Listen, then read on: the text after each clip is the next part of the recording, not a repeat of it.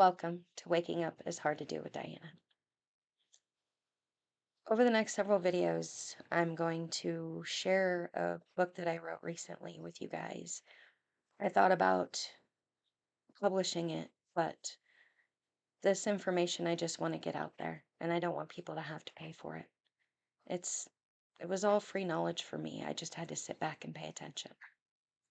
So thank you for joining me, and I hope that you find the content in this book useful. And of course, it's always up for discussion and comments. Waking Up is Hard to Do, written and read by Diana LaGrassa. Chapter 1. We all carry a light within us that has been dimmed by societal programming. We are taught that certain behaviors or thoughts are bad and that we should be ashamed of them and ourselves if we display them. This programming is what keeps us in a cycle that causes us to display them. Since I was a child, I had an idea of what family should look like, what love should look like, and what life should look like. Needless to say, I was wrong on all accounts. However, now looking back at the TV shows I would watch, to the music I listened to, influenced my idea of a life greatly. From shows like Leave It to Beaver, Family Matters, Full House, even Little House on the Prairie, they all depict an ideal life. I was abandoned by both parents by the time I was 5 years old. This one event in my life left me feeling broken and unworthy of love. I mean, if my own parents didn't even want me and didn't love me, no one else was going to. It also left me with a longing in my core to be loved and fit into a society that knew nothing about me. These shows helped form an image in my mind of what my life should look like, but didn't. Instead of being present in my own mind and body, I was busy being programmed by entertainment, society, even my own family. The imagination and curiosity of a child is a beautiful thing, yet when we are forced to grow up too quickly because we are not given the secure environment we need to experience full autonomy, we forget about the light we carry inside of us. Many of us are forced to live in fight, flight, freeze, or fawn mode. This is where our coping mechanisms are born. As children, we need to feel safe and loved, to feel secure and comfortable enough to be ourselves. When this isn't the case, we develop coping mechanisms which will get us safely through childhood, but they later will cause things like behavior or substance addictions. We will also find ourselves in a string of bad relationships. I really want to pause here for a moment and share with you just a little bit of what's going on in my own life at this moment.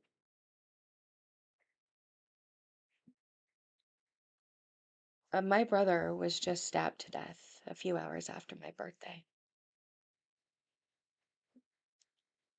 He was stabbed by a homeless man, and my brother was also homeless, battling addiction. That's why the words that I write are so very important to me, and I feel the need to share them with people because life doesn't have to be as difficult as we make it. It doesn't. It takes one time of stepping outside of the hurt that you have felt in your life to be the bigger person, so to say, and understand that when people are hurting others, they're doing it because they're hurting. They have not been given or shown the love that they need to then go out in the world and show it to other people. And I ask you, when you're watching these videos, please just let the information sit and resonate with you for a little while. That's all I ask. Thank you. Take me, for instance. I was sexually abused for the first time as a toddler, then abandoned by both parents. Then, from the age of about 3 to the age of 15, I had a total of 17 sexual abusers. 17. 17 people that were supposed to protect me and love me, but didn't. That is just part of the trauma I experienced at the age of 4 or 5. My mother slit her wrist in front of me. By that time, I had also witnessed my mother have sex with two different men. I guess you could say that as a child, my mother was not the loving, nurturing safety net I needed to grow naturally, the way I would have. I know she did the best she could with where she was at in her own life. She was 15 when she gave birth to me. She was not in a healthy place in her own life to have a child, but she did. It wasn't until recently that I learned her dad kicked her out of the house because she chose to give birth to me. Learning this little fact is one of the things that helped me to see my mom in another light.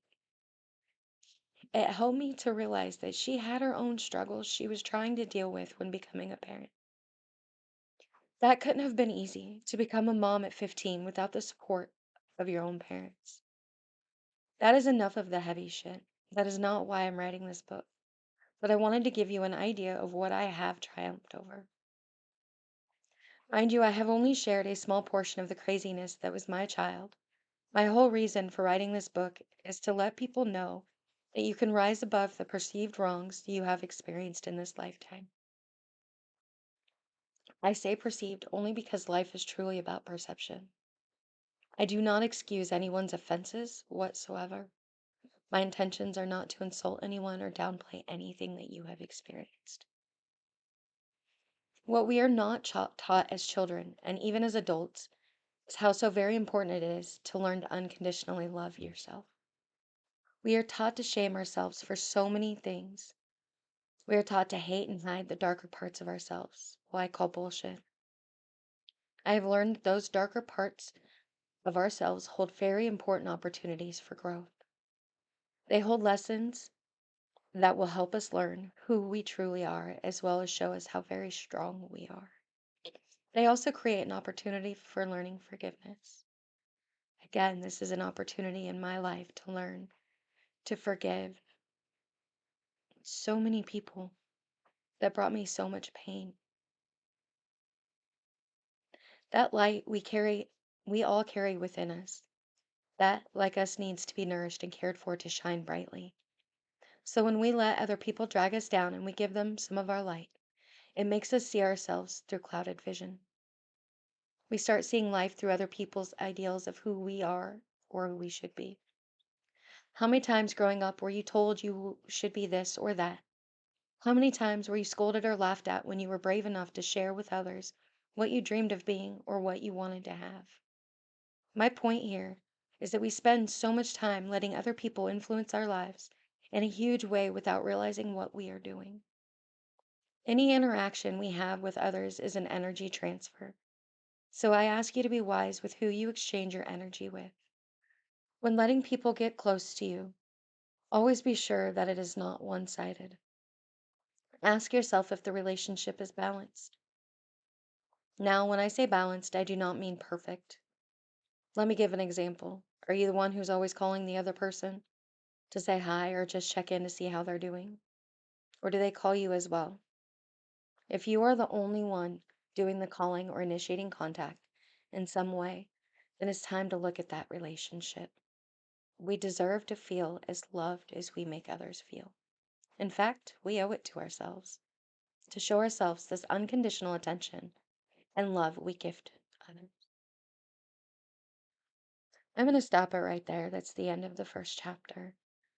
Please, I encourage you to share your experiences here on this video of waking up and noticing the things that are wrong around you. It's not time to be quiet anymore. It's time to start speaking up. Those thoughts that you have that society will have you make you feel like you're crazy, you're not.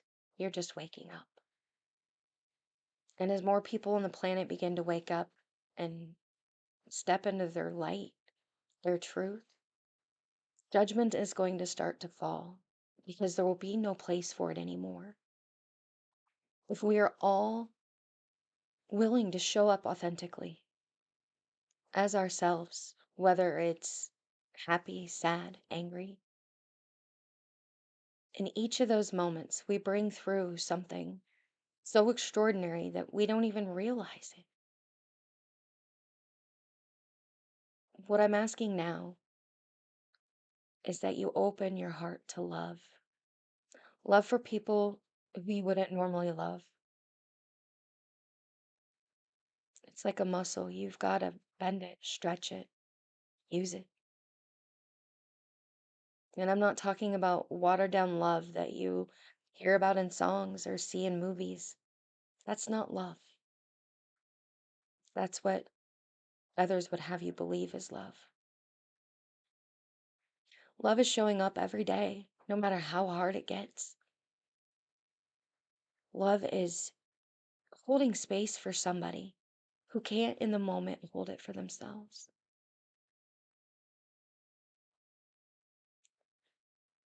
And before I end this video, I want to tell my brother how much I love him,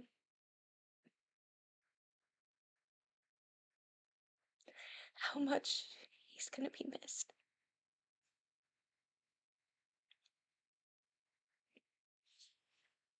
and that my heart goes out to people whose lives are touched by violence, addiction, homelessness, negativity, the lack of self love. It's time for all of that to stop. So when you find it the hardest to not be angry with somebody, and you're fighting everything that you have to forgive them, remember it doesn't just benefit you, it benefits us as a collective. Thank you for joining me, and I hope to see your comments and your experiences, strengths, and hope.